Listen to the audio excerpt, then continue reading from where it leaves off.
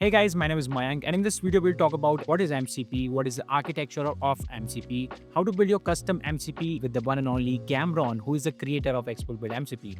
So, what is MCP? MCP is an open protocol to standardize how an application shares context with an LLM. Now, why the LLM needs the context? Because if we want to get some predictable results from an LLM, it has to get some data source, a knowledge base based on which it can predict what next. Like when we code using tools like Cursor, Claude Code, or let's say the new one, Gemini CLI, you have to provide a context to your tool so that it can get to know what is your best practices, like what type of architecture are you looking forward to, what type of feature you want in that application, what type of guideline do you have for the tech stack that you're using in your application. So that is context, and LLMs need context because without context, LLM are quite dumb.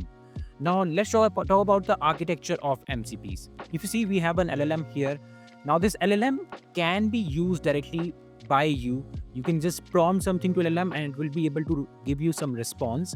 But to do some complex tasks that require specific type of result, for example, I just talked about coding, you need to give some more context to the LLM so that it can get desired results for you. Now, to make that process simpler, we have the MCP protocol. Like it works like the HTTP protocol in the web. It is a standardized way how you can connect any data source, any tool, or any resource to your LLM so that when you are working with the LLM, it can act smart. So for that, we create MCP server, and this MCP server will connect to our database, to our tools, whatever you want. When I say tools, it's like Slack. In our case, Xcode, we'll talk about that today. Database, you can have a large database connected to it. You can have even other APIs that can be used, that can be exposed to your LLM so that your LLM can decide what has to be done next. Now, we talk about the relationship between this architecture. This is a client server based architecture overall. You have a host, which is your LLM in this case, which is any user interfacing application. In our example, it would be, let's say, our coding agent, which is Cursor or Claude Code or the new Gemini CLI, whatever it is.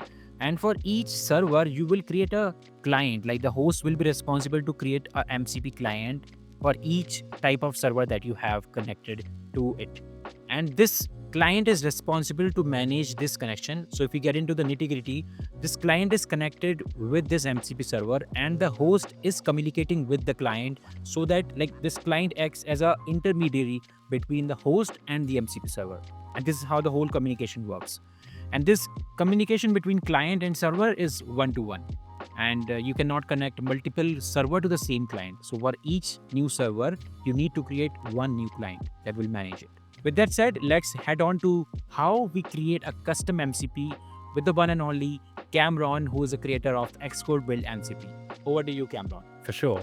Building an MCP server is not that difficult. I'm actually going to show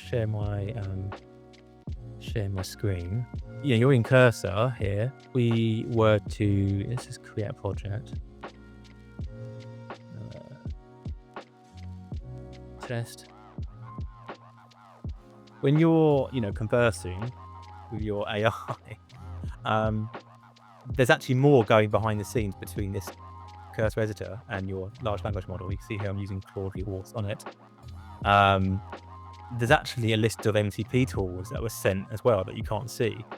And what happens is the client Cursor application is sent that list of tools that it fetched earlier. It sent the name of its tool and the description of its tool, and it sent that in the context window, and it sent that to Claude.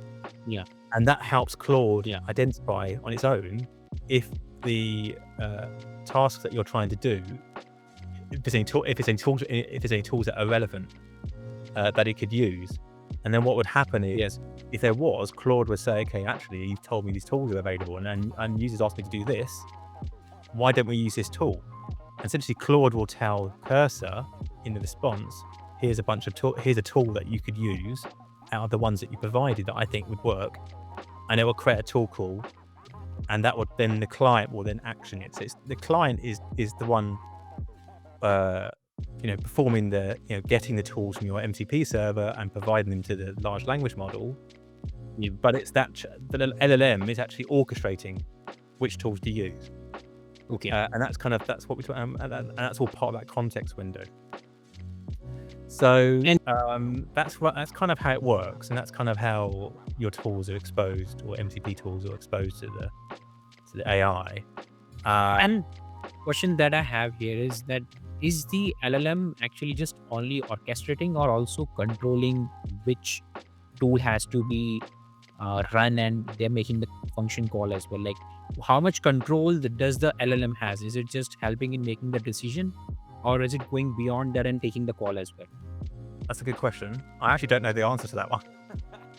I know there's a concept of function calling in AI models. Whether the LLM can't actually act on your behalf, it's in a box. It's a black box, but it certainly is instructing the client's making the call, for sure. Cursor is making the call. How that mechanism works in terms of how does the large language model, how does the AI model instruct the client to make the call, I actually don't know. It may be via a kind of standardized API. As far as I know, LLMs only help out with making the decision. Like, Yeah. this is the tool that needs to be used, and this is the function that needs to be called. And then it's your client code logic that defines, like, okay, this call is made now. Yeah, yes, for sure. I guess I was just thinking in terms of more of how does it communicate that back? Is it in a structured way, or is it kind of like a, natural language way? I think it tells the client in a structured way, this is a tool you should use, and this is how to call it. But yes, the cursor or the client you're using will actually make the tool call. The AI model can't do those kind of things. It's in a box. If you're providing it the context, it's then going out of this context you provided. Here's a bunch of tools that would be relevant. It's then worked out how to then it's worked out what it would need to call that tool, what parameters that tool need to be successful, and it's providing that back in a structured way to your client, Cursor or Windsurf, and then the client will then make the tool call, and all of that is kind of behind the scenes, which is what I was trying to get to. Like, you've got this kind of chat conversation, but actually there's a lot more to it behind there. There's a much bigger context that you can't see going on behind the scenes to make all this work. So it's not magical, but it is opaque to the user. So yeah, that's kind of roughly how it works. It's really just, you dump it, the MCP is added to the context window for the LM to identify anything that's relevant to it, and then it will tell the client if there is, and the client will then act on its behalf, for sure. Yeah. Okay, so we could try and build a really simple MCP actually, and we could do it. I think we could just do Hello World one. That's my go-to, just because it proves the concepts. So the way I would do this is I would build an MCP using an AI agent, right? You talk about agentic development, and why not let the AI help us build an MCP? Okay, so on the Model Context Protocol website, there's a tutorial for building MCPs with LLMs. Great, it's what we want, right? So we can use LLMs to help us build MCP. And actually, this is how I built XcodeBuild MCP. I didn't sit there coding it by hand. Actually, my MCP is built in Node. I hadn't built a single line of code in Node prior to that. So it's really empowering what you can do with agentic software development. So if you see here, we've got a link here. It says you've got this LLM's full.txt, and this is actually a digestible version of the entire Model Context Protocol documentation and schema. It's like literally got the entire website in a gigantic file, kind of in markdown format. And this is being created specifically so it can be digested into your AI. Oh, wow. I do set the context. I know, right? And you actually can see here, this is what we talked about earlier, and we talked about how different clients have different levels of support for the MCP protocol. You can see this up here. This is actually the comparison matrix here, and you can see like everybody supports tools. You can go all the way down. Actually, this one doesn't. But very little support for all the other features of MCP. So, and even myself, I've only actually ever explored tools and a little bit of sampling. And you actually see VS Code is on here. It should probably be up the bottom somewhere. Where is it? There it is. It supports the whole. I think it's the only one that supports the entire protocol, which is actually really impressive. So if you really want to get into MCPs, and you really want to you want to build MCP with the full capabilities, you need to use VS Code to do that. But today we're going to use Cursor, my preferred editor. So we're going to dump that. You literally copy and paste that URL. Another thing that's worth noting is there are other tools that are not provided by MCP that are provided by your client. So Cursor, for example, has tools for accessing your file system, making edits to files, creating new files, creating folders, accessing your shell, performing terminal commands. Those are also tools. They're not exposed by the MCP protocol, but they're exposed to your AI in exactly the same way. They're provided in the context window. And it actually works the same way. So the way your cursor works, it just seems to magically work. It magically creates files. It isn't actually magic. It's exactly the same mechanism. There's a bunch of tools provided to your LLM, like create file, delete file, access the shell, and the LLM will orchestrate that, and then the client will perform the actions. So it's not that magical. So there is a tool that we can't see in Cursor that will take a URL and it will fetch the data from that website and dump it into the context window. So we're going to do that, and we're going to say, and can we build a simple example MCP server that adds 2 numbers? So it actually has some logic around it. It's not sophisticated. They have some logic other than just echoing back something.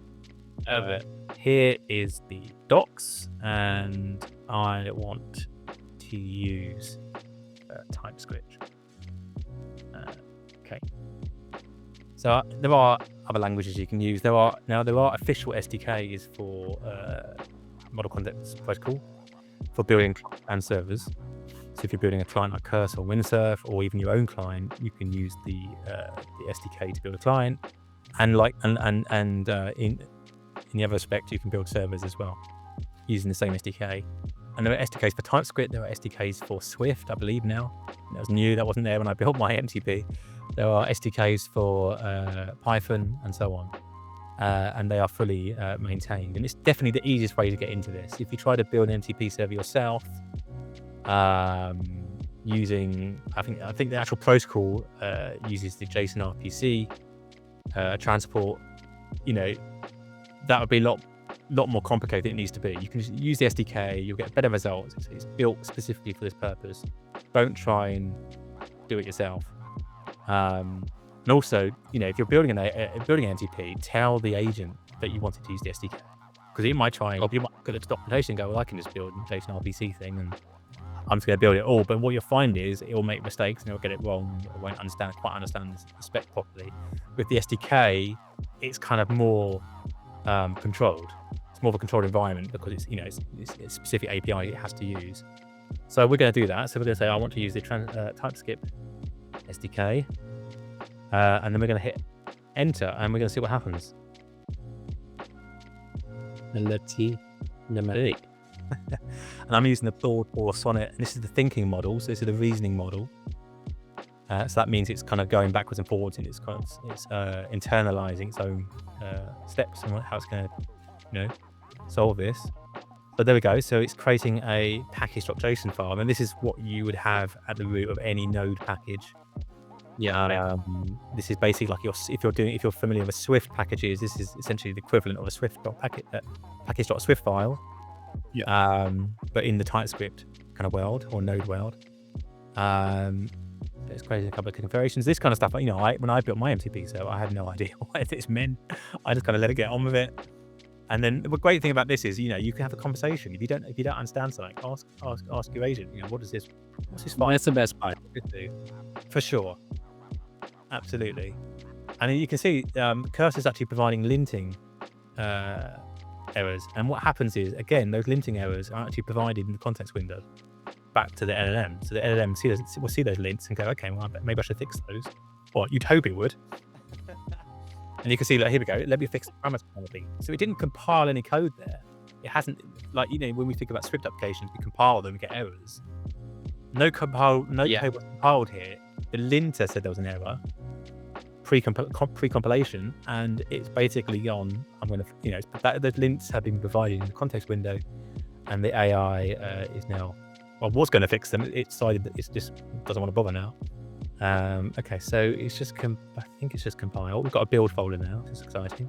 So we've got some TS files. So so JS files. So this is we're using the TypeScript compiler. So TypeScript, if you're not familiar, is an abstraction on JavaScript.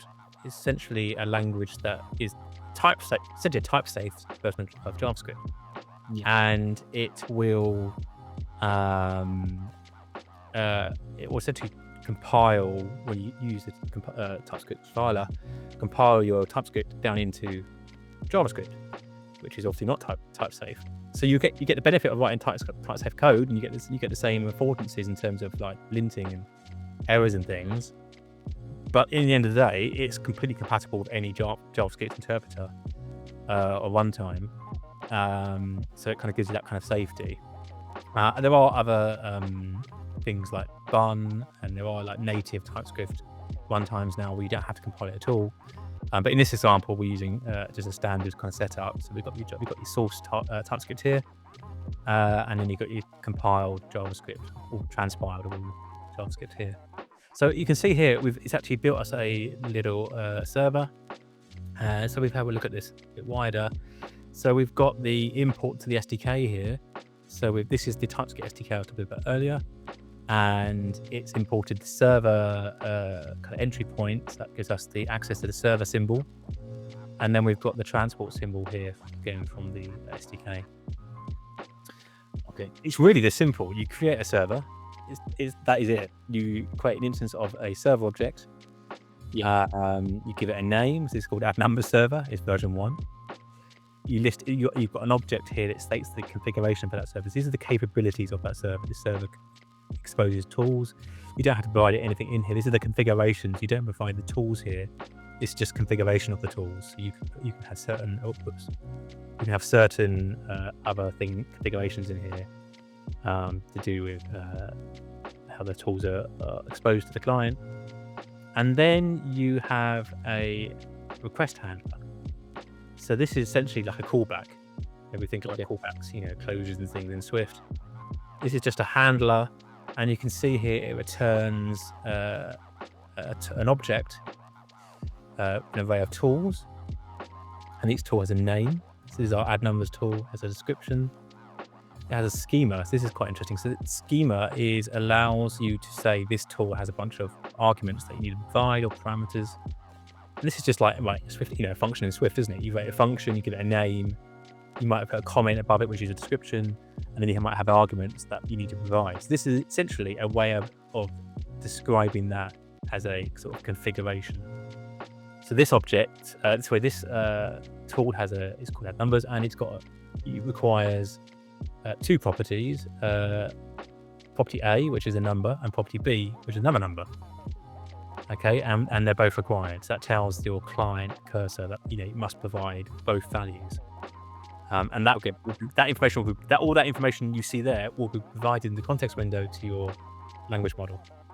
And that language model will then construct a call fulfilling that contract. And then you actually have the behavior of that tool. What does it actually do when it gets called? So this is this code here, and you can see we've got some validation here. It's good practice if you're making an MCP that you want to validate it. So you want to make sure that it provides both a value for A and a value for B, not just assume it does. If it doesn't, you want to return structured errors. So you can see here it's checking that they're both set. It's extracting the 2 arguments from the arguments object. This is a bit like a tuple, isn't it? You're extracting them out, and then this is our validation, making sure they're numbers, which is important. We don't want to add 2 letters together. I'm not sure how that would work. And then this is the logic. This is actually the meat now. This is actually where we add A and B together. So we've made sure the numbers, and then we add them together for a result, and then we return that result. And again, you have to return it in a structured response format. So you return it as a content, as text. You're telling the client it's a text response, and this is the value that I want to return to your coding session. So I think we can probably. I'm not going to do that because we don't want to use npx. I don't know why it wants to do that. Again, locally? So again, Can you run this locally now? yeah. So what we'll do, we'll try and run it. So to install this, so this is actually obviously we built this in my machine, sitting in my desktop.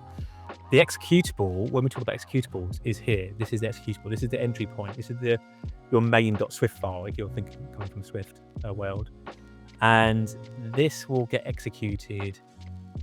This is what we call the start of the service. But how do we call that? Well, we call that with Node. So if we want to run that on our terminal, I'm going to open up the integrated terminal here, and you can see we're in the working directory of the project we're working on. We would call Node, and we go to build folder and we do index. Okay, and it says it's now running. This thing it runs indefinitely. It's a server. It basically runs until you terminate it, and that's how you run it. But obviously that's not how we would actually want to use it. We're not going to run it directly ourselves.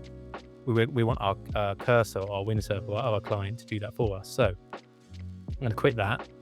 So if we go to cursor and we go to settings and we go to cursor settings, and like I said, this is different for every tool that you use.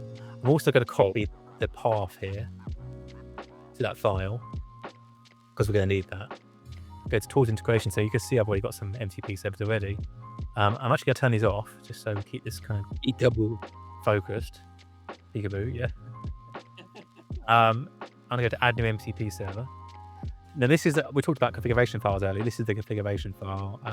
Now I think different editors could do it a lot better. I think Cursor has just introduced kind of like a one-click install thing you can do. That you can add to your MCP service repository, so the users can just click in it and it automatically going to guide you through this process. If you're developing one, you're going to have to put it in manually like we are. I think VS Code also has a widget you can put on your website now to install your MCP server. So that makes it a lot easier. So we're going to put a new MCP server in here. We're going to put it at the top. Oh, there we go. So it even knows that we want to do. I'm actually going to go with that. It's not quite what we want, but I'm going to go with that. So I'm going to change this to Node because it's not NPX. We don't need -y, and we're going to give it the full absolute path to our server, because this is the global configuration for Cursor. If I use a relative path, it might work in this project. That MCP server wouldn't work as opening another project. So we want to ignore the autocomplete there. So like we did in the terminal where we run node build index, it's exactly the same. We're saying, all right, this is our MCP server that we want to install. This name could be anything you want. It doesn't have to match the name of the server that you're running. You can call it sausage. You can call it anything you want. But usually you'd obviously call that, the name of the MCP, so you recognize it in your list of servers. This is the commands. This is the executable it's going to run, and these are the arguments you're going to pass to the executable. So this is our command, and this is our argument that we pass to the command. You see, so it's exactly the same. You're just configuring it in a file away. So now we can close that and go back to cursor settings, and you can see what add number server. So we're actually going to toggle that off. On again. Well, hey, so we have one tool enabled, and you can see we had an add numbers tool. And if you hover over it, you can see that schema that I showed you earlier. Oh yes, we saw that, and then we saw that here. That information there, you can see Cursor is actually exposing that. On hover, add two numbers together. Parameter A, first number to add. Parameter B, second number to add. So now that's running. You can see it's green because these are processes. They run in the background. Now it's running. We can actually try and use this. So I'm going to go to here. We're going to start a new session. So we're going to start an entirely new session. What that means is that session has an entirely new context window. It doesn't have any memory of what we've just been doing. I don't want to give it any kind of hints on what we were doing. So we're going to say, can you add 5 and 10? And it's obviously very trivial. Now, it might actually just go and do it. It might just try and, do it itself. But hopefully, because it will see our tool now in that context window, it's going to go, well, actually, there's a tool for that. Hopefully, it's going to use it. So fingers crossed. Let's run this. I'm actually going to close that package.json. We don't really want any context here. Want to make it as kind of possible. So will we make sure that it's actually using our logic written? Wow, that's magic, isn't it? I mean, there we go. So that's why you have to, add numbers. yeah, so that's why you have to provide, you're having to provide information. When you build your MCP, you have to provide information about your tools. Like I showed you in the, just a moment ago in cursor settings, this information is exposed. That exact information you see there is provided to the And that's also proof that it's the default add numbers. yes. And so it could probably, if you didn't have my MCP, it would probably try and guess that answer. It might hallucinate an answer. It might even get it right. But because we provided the tool, it's basically, and I think, I actually don't know if this is a training thing or whether this is actually a client thing. But I think the LLM is definitely more inclined to use a tool if it has one than try and solve it itself. So that might be to do a cursor system prompt. And a system prompt is basically, again, it's about the context window.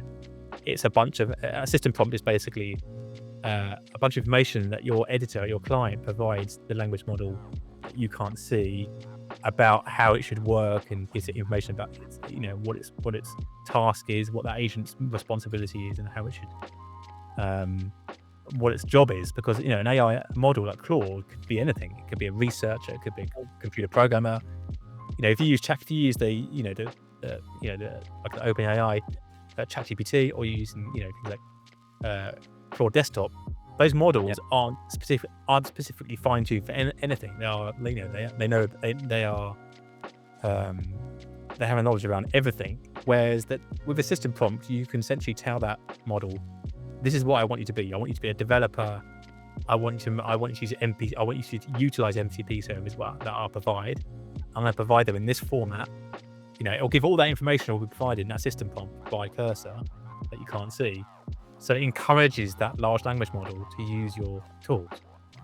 Well, that was pretty awesome, Cameron. I mean, this has been fantastic. And do you have any final thoughts for Apple platform developers who might be on the fence at this point with these tools coming in? Like, it's not a feature thing; it's already here. So yeah, for sure. I think embrace them. Don't and I haven't got a preference on what tool's best. There are Xcode 26 now has agentic, AI interface, which is probably pretty good for the majority of people. You've got another great tool is Alex. It's called Alex, and it's a paid tool, but it's better than Apple's built-in one. It's not as integrated because it can't be. It's Apple's proprietary, and unfortunately, there's only so much you can do. But it's certainly extremely well fine-tuned for Apple and Swift development. If anything, it will provide better results than Apple's own tools. Yeah. And then obviously my tool is like, if you don't want to use Xcode tool, or you're new and you want to use Cursor or Windsurf, or you try core code, you want to do, you love the idea of just letting, a terminal-based kind of like agent just kind of get on with it. Then my tool's perfect for that. But I think there's not, just use what's comfortable for you. But what I would say is embrace these tools. Don't be scared of them. Don't fear them. They're not going to replace your job. Not yet anyway. And, they're here to help you. You can, I have done things that I would never have done had I not had one of these tools. When I would never have built XcodeBuild MCP and got the traction that I did. And my tools empowered thousands of developers, had thousands of downloads. I would never have been successful like that had I not had a tool like that, because I wouldn't. Personally, I'm married, got 2 kids. I've got a lot of responsibilities. Both me and my wife work. I haven't got time to do that. And when I was in my 20s, maybe, but I wouldn't have had time to build these things. And these tools have really empowered me, which is why I'm so excited about them. They really empower you to do things. It sounds cliche, but be a 10 times developer. It is. I feel like a 10 times developer. I feel like 100 times developer. I can do things that I wouldn't have even considered because they're outside my comfort zone, like, TypeScript, for example. And I've actually, and at the beginning when I'm building these things, I'm thinking, well, how do I know it's good quality code? Well, I don't. But if I was a new TypeScript junior developer, I wouldn't know good quality code. You just learn over time. And actually, I've learned more and more about TypeScript as I've been looking at the code. And you start to see patterns and think, oh, why? I'm not a seasoned TypeScript developer, but I know an anti-pattern when I see one. So then you tell Claude and it corrects it and you learn and then you start directing it. Right? Like next time you make the next project, you say to Claude or say to Cursor, don't do this, because you're now learning how to be a TypeScript developer. I would never have done that had I not had these tools. So I would say embrace them, don't fear them, and try and work out how you can work them into your daily workflow. How can you use it? And it's not just about agentic. Some of the great things, another great way of working is when you tab completion in Cursor and Windsurf.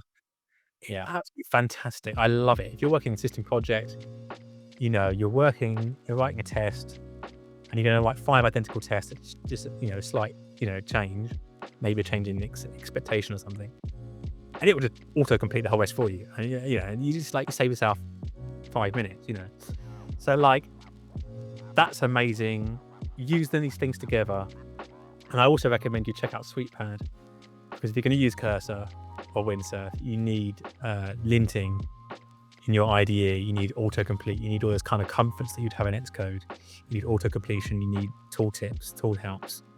And if you install SweetPad, it will give you all that capability. It will set all that up for you, so you get all the you get the same editor experience you have in Xcode, but you get it inside Cursor or Windsurf. So I say embrace it and enjoy it. Have fun. That's the most important thing. Have fun. Well, thank you so much, Cameron, for making our time for this particular video. I think this was really very important, and we know what's the reason behind that for the community. And thanks everyone for watching this. Links to everything that we did today, we talked about, Let Beat, SweetPad, or other frameworks or other tools that we talked about. Everything will be down below in the description. And if you build something cool with MCP, please feel free to tag me and Cameron on X or maybe on LinkedIn as well. Whatever you feel like, just tag us so that we know what you are building. And if you come across any issues, any problems with MCP, specifically XcodeBuild MCP, feel free to reach out to Cameron on X. He's mostly active over there. Thank you so much. Bye-bye. Thank you.